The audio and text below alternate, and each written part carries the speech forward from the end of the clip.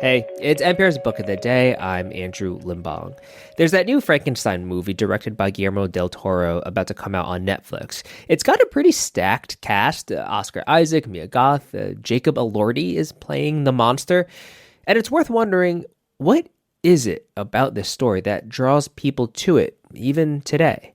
Well, back in 2012, English professor Susan Wolfson edited an annotated version of Mary Shelley's original book, and she spoke with NPR's Rachel Martin about that exact question. Their conversation after the break. This message comes from Charles Schwab. When it comes to managing your wealth, Schwab gives you more choices, like full-service wealth management and advice when you need it. You can also invest on your own and trade on Thinkorswim. Visit schwab.com to learn more. This message comes from Capital One Commercial Bank. Your business requires commercial banking solutions that prioritize your long-term success. With Capital One, get a full suite of financial products and services tailored to meet your needs today and goals for tomorrow. Learn more at CapitalOne.com/commercial. Member FDIC. There are some books that have saturated themselves so deeply into our culture and consciousness, we tend to believe we've read them, even when we haven't. Mary Shelley's Frankenstein is one of those books. It's alive! It's alive! It's alive! The Gothic horror tale, written in 1818, is the story of Victor Frankenstein. He's an ambitious scientist in a quest to create life. In that quest, he inadvertently creates a monster, the creature. In the name of God, now I know what it feels like to be God. Frankenstein, in its multiple incarnations in film and TV, is all about the stuff that makes for a good tale on Halloween, the dark and stormy night, and of course, the terror unleashed at the moment of the monster's creation. But in the book, no lightning bolt, no thunder. Instead, Victor Frankenstein describes the moment this way, quote, "I collected the instruments of life around me, that I might infuse a spark of being into the lifeless thing that lay at my feet." We don't really know exactly what is happening other than that infusing of a spark. We assume that it's electrical. That's Professor Susan J. Wolfson. She edited a new annotated version of Mary Shelley's Frankenstein.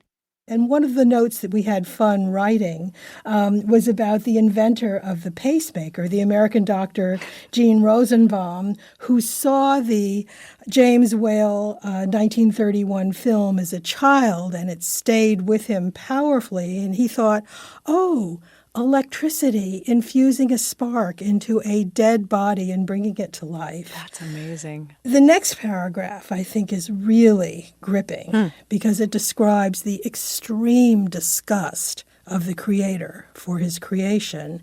And the disgust has to do with an unacceptable physical appearance. His yellow skin scarcely covered the work of muscles and arteries beneath. His hair was of lustrous black and flowing.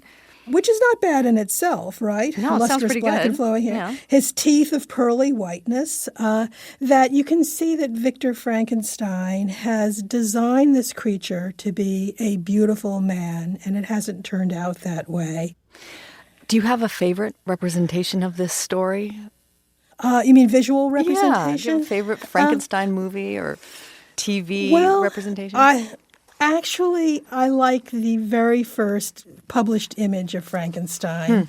Let me see if I can find that for you. We have it. Here it is. It's on page 31. Okay. And this was the first illustration. When you look at the creature, yes, there's a skull on the floor. There's a book open. But the creature has a ripped ab. He looks nothing like the green monster with the bolts in his neck. He's not a monster. I've seen undergraduates on Monday morning who don't look as good. He's he's dazed, he's confused, he is recognizably human looking.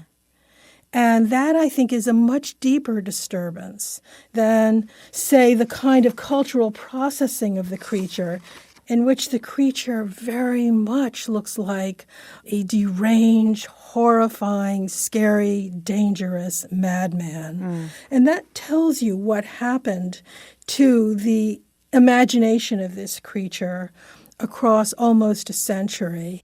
I mean, reading this book with these notes, they just provide amazing texture to the experience. Most people know Frankenstein through its representations in popular culture, TV and movies. Absolutely. Even jokes. I mean, right now on the East Coast where we are, we're starting to feel the effect of what some people have dubbed the Frankenstorm. So what do you think is the legacy of Frankenstein at this point? Well, I'm glad you mentioned the Frankenstorm because that's a kind of default prefix for any horrifying, alarming development in weather, in science, in fashion, in food technology. And everybody knows what that means, the way in which idealism may not think through consequences, a human creation that has gotten out of control.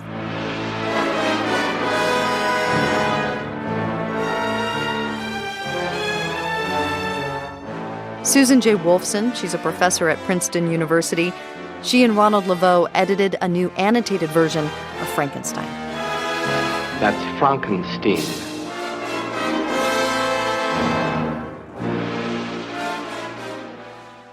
Hey, Andrew here, the host of NPR's Book of the Day podcast. And yeah, I love new books, but there's just something about rereading an old favorite. On our new limited series, Books We've Loved, we're revisiting some classics, from Pride and Prejudice to Dune to everything in between, and talking about why they're worth reading today. Listen to NPR's Books We've Loved right on this podcast feed every Saturday on the NPR app or wherever you get your podcasts. Support for this podcast and the following message come from the University at Buffalo, where researchers have developed an AI-powered handwriting analysis tool to screen for dyslexia and other learning disorders. More at buffalo.edu/NPR. This message comes from REI Co-op. Don't be surprised when you're this season's best gift giver. REI's curated outdoor gear takes the guesswork out of gifting, so you won't be surprised, but they will. Give without guessing. Shop in-store or at rei.com. Support for NPR and the following message come from IXL Online. Is your child asking questions on their homework you don't feel equipped to answer? IXL Learning uses advanced algorithms to give the right help to each kid, no matter the age or personality. One subscription gets you everything. One site for all the kids in your home, pre-K to 12th grade. Make an impact on your child's learning. Get IXL now. And NPR listeners can get an exclusive 20% off IXL membership when they sign up today at IXL.com/NPR.